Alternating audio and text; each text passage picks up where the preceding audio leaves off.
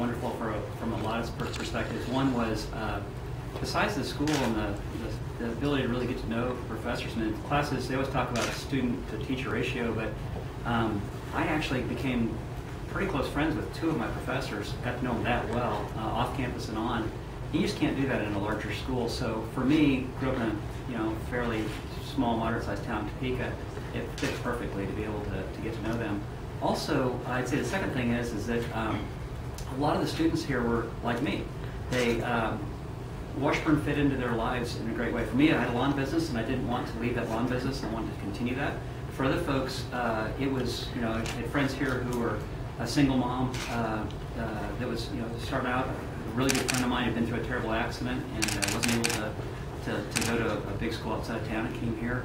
And those folks, I found I learned as much from them probably as the professors in some ways, because a lot of them worked in business, or they were father, part-time, full-time father, full-time worked in the community and gone to school at the same time. And so learning that balance and seeing that at that age, and so that later really helped me as I've tried to balance working and family and all the other important things in life. Do you have a favorite memory from here? Favorite memory from here? Oh, man. One we can print anyway. Yeah. I just scrolled through a couple. The one that I don't know if this is my favorite, but one that I remember is that I was trying to think of the order how this all happened. By my senior year, I got involved in some things on campus and student senate and things like that, so helping promote Washburn. And so I was on campus, and I was mowing a yard over here, Fidel House, over across the university. So I was mowing the yard, and some folks came through, and they were all in suits and ties, and they were in a car, and they were lost. They didn't know where they were, and so they asked for directions, and so I leaned in the car and gave them directions, and didn't think anything of it. And the day kind of goes on, and that night I had to, as a student senate member, I had to host some folks and help them kind of get around, and so got all cleaned up, dressed up, and came over and helped host them. Well, it was the same people. Well, they didn't say anything because they didn't recognize me, and I just kind of showed them around campus.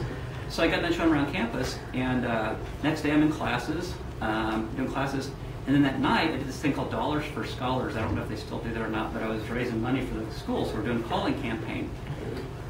Well, those same folks came through on the tour, and they saw me back behind the deal. And finally, one of them comes over and says, "Are you the guy that gave us the tour the other day?" And I said, "Yeah." And I said, and then one of them said, "You were the one that gave us directions." And I said, "Yeah." And I always thought, what's an Ichabod? Well, an Ichabod is somebody that's, I was like it, gets their hands dirty and gets involved, and part-time student, part-time promoting the school, and part-time mowing the school, and what I love about it is, and I still to this day hire people. When I go to hire people, it's not so much what school they went to or what their grades were or anything like that. I try to find out whether they're comfortable in the real world, like really getting their hands dirty and doing the things. And I still to this day, I'm a pizza guy. I like to get in there and make pizzas with my team, and really respect that. And I think a lot of Washburn students are that way. What are some other good characteristics of a good marketing executive? You gotta love people. You gotta love people because it's a people business, and so I think it's having the ability to take time out and just listen. Just listen. I think as you get up in business and stuff, it's easy to start to lose perspective and to start to talk more than you listen. And so I think just, Dad always said, you got two ears, you got one mouth, listen twice as much as you talk. But listening to people and being curious about people, when you do that, people tell you their stories. They wanna share with you. And when you hear people's stories, you learn kind of what gifts they really have. And I believe everybody's got a gift. And if you're willing to sit back and listen and ask the right questions, you'll find out what that gift is. And then really, I think all as a marketing, as a leadership is just match. You know which mountain you want to get to, and so it's matching what you got to go accomplish with the people that are around you, what gifts they have. And it's about kind of simple, but I don't think it is. Anybody else? Because I've got plenty. What was your favorite thing to do on campus or around Topeka while you were a student at Washburn? Favorite thing to do? Oh, man. We had a group that did a lot of, we had an intramural kind of thing here on campus, and so We did swimming type events. We did soccer type events. I was lousy in some of those, but it was kind of fun. Just an intramural kind of thing that we did as a group off campus. I also enjoyed. There's a lot of barn parties we went to here. Early barn parties, been a lot of fun. You still a runner? Yes. How much do you run? I don't know if I can keep up with this guy anymore. How often do you run? I now am running about 3 days a week. I have to take time off. I do elliptical or I swim a lot more, do some biking. Sure. I got to kind of mix it up now. If I go every day, it wears me down a little bit. But I used to run the four corners of this campus were my marking points, and so this was always, I did a 6-mile run most every day, and this was my center of my run each time. It's just a beautiful area to run in. You still doing triathlons? Not as much. Okay. Now, my son's now starting to get interested, so maybe he'll get me back into it. But I still bike and do a little bit of swimming and running, but it's more for fun than for competing. But you've been all over. What's the favorite place for you to run? Favorite place to run? Yeah, just favorite state, setting. Kansas. Oh man, some of my favorite runs were for a while. I did a lot of bike riding and running up near Strong City and Council Grove and the Flint Hills, Kansas, Tallgrass Prairie and stuff like that. And there was a sunset one time doing a run in the Tallgrass.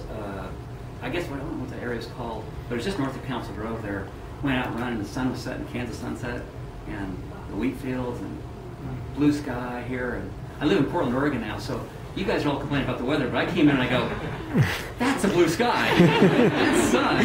I'm missing that. That's Kansas. And try to tell people, I was like, they go, well, Kansas, now why Kansas? And I'm like, hey, we got about 60 days of sun here in Vancouver, in Portland, Oregon. And I said, out there, they got like 200 here. So, beautiful day here. What was it like to carry the Olympic torch? Oh, that was a special day. Yeah, that was a great day. Yeah, it was, my wife surprised me with that. She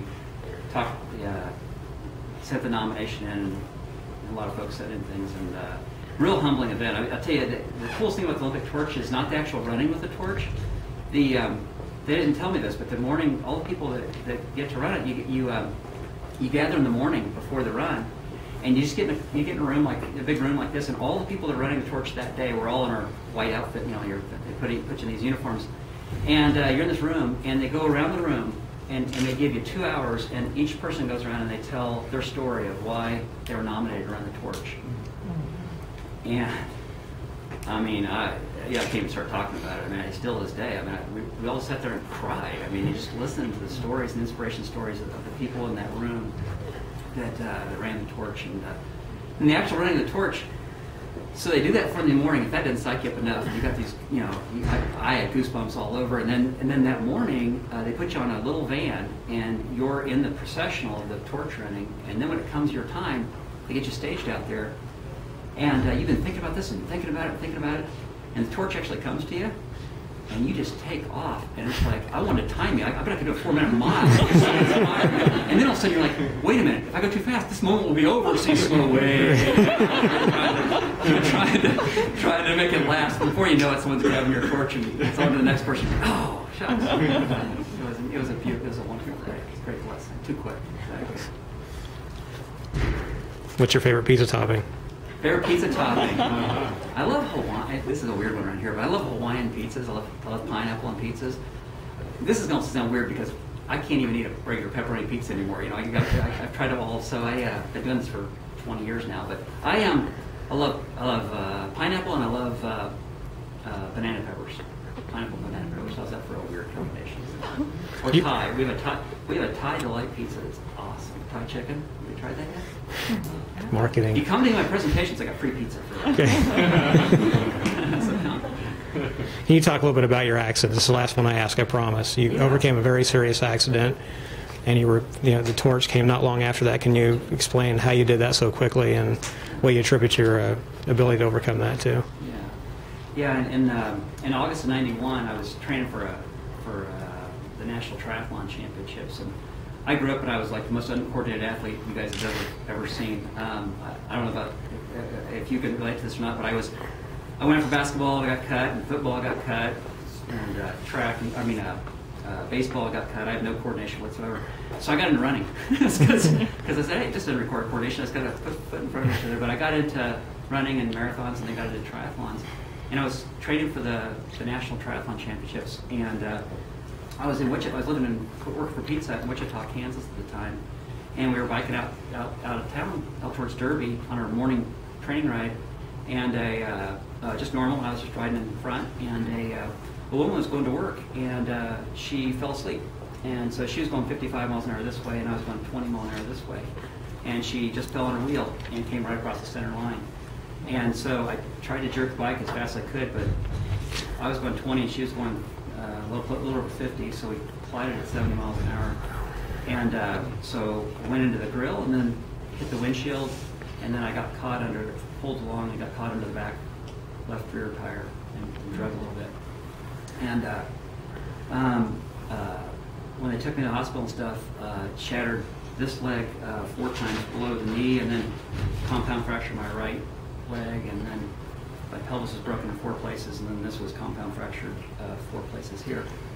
And so just a lot of prayer, you know, from that moment, that day. And there were 7 days they didn't know if I'd make it, and then after 7th day I came out of that and was in intensive care for 3 weeks, and then regular hospital for 2 months, inpatient rehab for 2 more months, and then outpatient rehab for 2 years. But you know, going through the process of learning to walk again, and you know, lots of prayer and people praying for me, and just saw God working through it in so many different ways.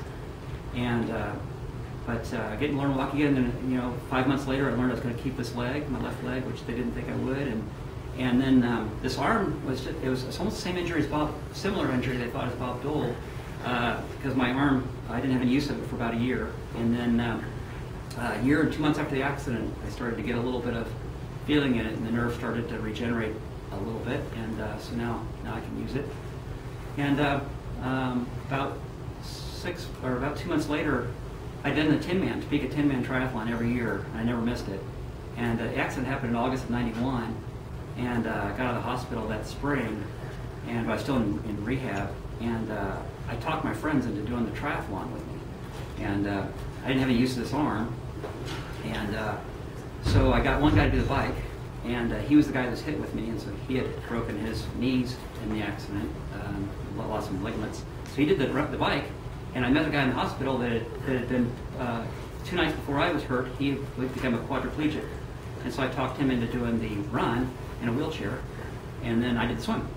And so we did the Topeka 10-man June 20th, 1992, which was just a thrill to come back to Topeka. And it's my 30th birthday, so but thanks for asking. How did you keep going straight when you were swimming? You just with one arm. It's like, I didn't win. In fact, we finished dead last, but it's still my most proud trophy. So yeah, it was like Shawnee. So everything, I feel like everything kind of comes back to Washburn. It's like I grew up on, we grew up on one side of Washburn, and I live on the other side, and so it's fun to come back. It's feel like coming home again. Thank you. Anyone else have questions? Okay.